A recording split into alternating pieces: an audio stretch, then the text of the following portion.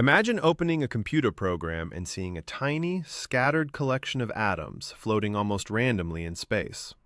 There's a carbon atom here, an oxygen atom over there, hydrogen atoms drifting in inconvenient directions. There is nothing that looks like a real molecule. The cloud is just a chemically meaningless jumble. But then, step by step, this chaotic mess gradually transforms into something that closely resembles a genuine molecule. Bond lengths start to look believable, angles become plausible, and the overall shape begins to resemble something that could actually exist in the real world. If you saw this without any background, it might seem almost incredible. How does a random cloud of atoms turn into such a structured form? At the center of one of the strangest ideas in modern generative AI is the following fact. The same class of models that can start from static and produce images, or start from noise and produce speech, can also start from random arrangements of atoms and produce candidate molecules for drugs or new materials. The piece that helps make sense of why this works comes from physics, and it goes by the name of the Fokker-Planck equation. By the way, I've put together a Fokker-Planck neural networks research roadmap toward building next-generation Gen AI that you can download using the link in the description. More on this at the end of the video. Now back to the Fokker-Planck equation. The name makes it sound more forbidding than it really is, but the underlying idea is straightforward. We are simply tracking how an entire distribution of possible states changes over time when two effects are present together: random noise pushing things around, and a directional force steering them somewhere in particular. A good place to begin is with ordinary diffusion in everyday life. Think of perfume gradually filling a room, or a drop of food coloring spreading through a glass of water. There are really two ways to describe what is happening. The first is to track a single tiny particle and ask where it collides and where it goes next. The second is to step back and describe the cloud as a whole, where the concentration is largest, where it is starting to thin, and how the entire distribution is moving. These are really two ways of telling the same story. One version follows a single traveler. The other looks at the crowd. The key mental step for understanding diffusion-based generative AI is moving from the idea of following a single candidate to the idea of describing a whole range of possible outcomes. When people first hear about AI systems that generate molecules, they often picture something like a tiny chemist, nudging atoms into place one at a time until it arrives at a valid structure. That picture feels intuitive, but it misses what is really going on. A better way to think about it is that the model is continuously shaping a probability distribution over many possible molecules at once. In other words, this is not a process of blindly hunting for a single correct answer. What it is doing instead is learning a distribution, steadily taking probability mass away from implausible structures and shifting it toward chemistry that actually makes sense. In drug discovery or materials design, what we usually care about is not finding one molecule and calling it done. We want a whole collection of plausible candidates. We need diversity, but not randomness. The thing we are really trying to reason about is therefore not a single structure, but a broad cloud of possibilities distributed across the vast space of possible atomic arrangements. You can think of that space as a huge city of molecules. Each point in the city corresponds to one exact atomic arrangement, where the atoms sit, how they're turned, and in some cases, even which atoms they are. Points that lie close together represent structures that are similar to each other. Points that are far apart correspond to molecules that are very different. Some parts of this city contain arrangements that make chemical sense. Other parts are just junk, atoms overlapping, bonding patterns that can't happen, shapes that would immediately fall apart. Now think about what the model is actually being asked to do. At the start, its probability mass is spread all over the city, including plenty of neighborhoods where no reasonable molecule would ever live. By the end, that mass should be gathered into the parts of the space where realistic molecules actually are. In that sense, molecule generation is a transport problem. We want to take this diffuse cloud of probability and push it away from random garbage and into a chemically plausible structure. But what actually drives that motion? It comes down to two things: diffusion and drift. Diffusion is the random motion in the system. It is the continual jostling, the tendency to spread, the mechanism that explores. On its own, though, diffusion does not preserve structure. Without drift, all it would do is wash things out.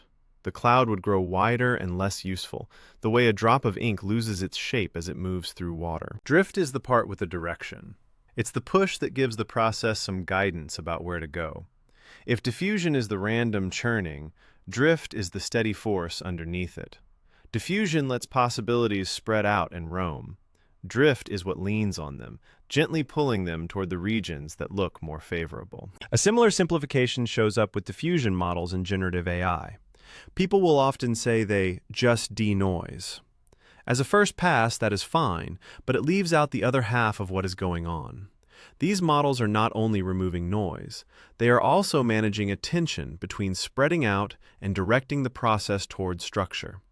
They wander, but they do not wander blindly. To get an intuitive picture of the crowd view, it helps to think of probability like traffic moving through a city. Cars flow into some neighborhoods and flow out of others. If a lot of traffic enters an area while very little leaves, that area fills up. If more traffic leaves than arrives, it clears out. Probability works the same way. It does not simply appear or disappear, it flows from place to place. It can spread out, pile up, or thin away. Physicists have a name for checking whether, on balance, something is moving into a region or moving out of it. Divergence. You do not need the vocabulary to follow the idea. What matters here is the accounting. We need some way to track where probability is building up and where it is spreading thin. But this is the tricky part. If the trajectory of any single noisy sample can wander around at random, what exactly lets us make a sharp statement about the shape of the full collection? This is where one of the key ideas shows up, Ito's lemma. The easiest way to think about it is as a way of moving from noisy, individual behavior to something much more structured at the aggregate level. A single leaf getting pushed around in a turbulent wind is basically impossible to track in detail. But if we step back and look at a whole cloud of leaves, the way that cloud spreads out and the direction it drifts can still obey a stable, reliable pattern. Ito's lemma is one of the mathematical tools that lets us make exactly that move. Even if any single trajectory looks rough, erratic, and hard to predict, the population as a whole can still move according to a simple, well-behaved law. And that neat governing equation is called the Fokker-Planck. If that sounds a little lofty, here's the simpler version. The Fokker-Planck equation is basically a forecast for probability. It describes how a whole spread of possible outcomes moves over time when random noise is constantly stirring things up, while some underlying force is pulling the distribution in a particular direction. One term captures drift, probability being carried through the space. The other captures diffusion, probability being spread out.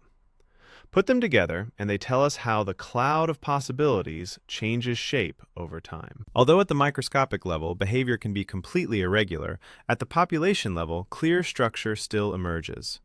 Physics has worked this way for a very long time. Individual gas molecules move and collide in ways that are impossible to track cleanly, but quantities like temperature and pressure still follow reliable rules.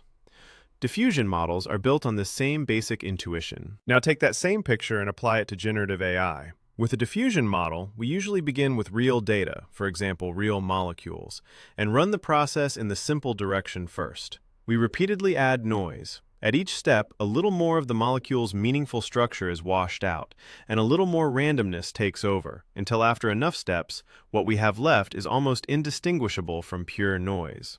That part is straightforward. The harder part is figuring out how to reverse direction. At each noise level, the model learns the same basic thing. If you start from a noisy candidate, what update would move it back toward the data distribution? That update is described by the score function. The underlying idea is very simple. If you have a noisy molecular structure in front of you, which way should you push it to make it look more like a real molecule? A useful way to think about it is like hiking through dense fog with a compass.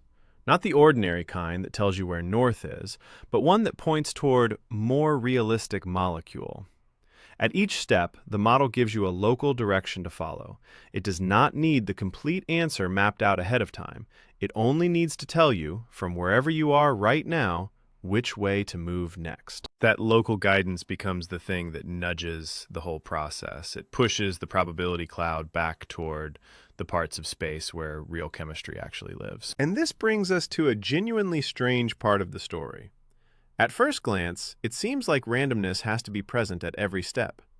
The reverse process is usually introduced as a stochastic procedure, a sequence of noisy updates that gradually walks you back to a sample. But there is an important detail hiding underneath that description. If your estimate of the score is accurate enough, you can often take out the newly injected noise entirely and still end up with the same final distribution. This is the move from an SDE to an ODE. The names don't matter nearly as much as the picture behind them. An SDE gives us a rule for how something evolves while injecting randomness along the way, step by step.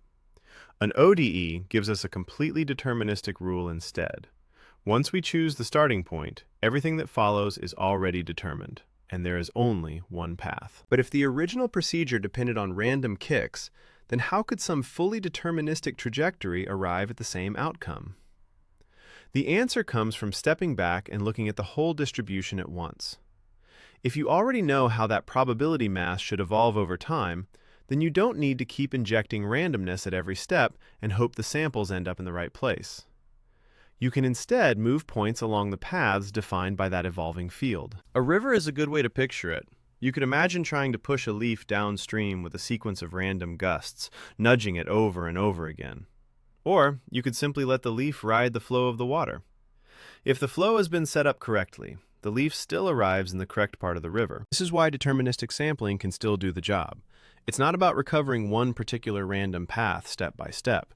What it does instead is apply the same transformation to the full probability distribution, and that turns out to be the part that matters. That has some very practical consequences, especially when we're generating molecules. With a deterministic sampler, the process is usually more reproducible. Start from the same noise, and you get the same molecule back out. It can also make sampling faster, since you may be able to reach a good result in fewer steps.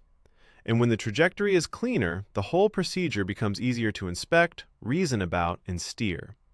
But researchers often care about more than generation alone. They want a system they can understand. There is one subtle point here. Deterministic does not mean dull, and it certainly does not mean the model is forced to produce the same single molecule every time. The variation is still present because we can begin from many different noise seeds. Each seed traces out its own trajectory through molecule space. The only thing determinism says is that after we pick a seed, the trajectory from that point onward is no longer up for debate. And success here is not simply about producing one structure that passes a validity check. It means being able to generate many candidates that still make sense while preserving diversity and giving us some way to steer what we get. That is exactly why diffusion-based models are so appealing. They operate naturally at the level we actually care about. Instead of a single answer, they give a distribution over possible answers. They are built to shape the space of plausible molecules. That also clears up a related misunderstanding. It's easy to think that creativity comes from the randomness, but in these models, most of what matters is not the randomness at all. It lives in the learned score, the vector field that tells the model which way to move if it wants to get back toward realistic data. The randomness mostly decides which of the valid paths through that learned structure gets taken. The underlying physics story goes like this. We begin at the level of individual samples, where the motion is random. From there, we turn that sample-level noise into a rule for how the full probability distribution changes over time. Next, we learn the direction field that steers the distribution back toward realistic molecules. And finally, if we want to, we can swap the stochastic trajectory for a deterministic one that pushes the distribution around in the same overall way. Most people using generative AI never have to look at the Fokker-Planck equation directly, but it's sitting underneath the whole story. If we start with random motion, then track how that randomness evolves as a full probability distribution, then add in a learned signal that pushes things in useful directions, and finally allow for the special case where sampling can be made deterministic, the same equation keeps showing up as the thing that ties these pieces together. It is the framework that lets us move from noise to organization without losing track of what connects the two. And that gets us to the real answer to the question we started with. Individual atoms are not blindly stumbling into a molecule, and the process is not driven by chance in any simple sense. What is happening is more structured than that. The model has learned how probability moves over an enormous space of possible arrangements. In a distributed way, it has picked up which directions lead away from chemically meaningless configurations and which ones move toward structures that actually make chemical sense. It is like we are adjusting the forces that shape the search so that the full distribution of candidates drifts, concentrates, and settles in the parts of chemical space where useful molecules are more likely to be found. And this proves very practical in drug discovery, catalysis, battery design, and the search for new materials. Because in these fields, the real problem is dealing with an enormous space of possible candidates. Viewed through the Fokker-Planck perspective, diffusion models give us a practical way to move through that space.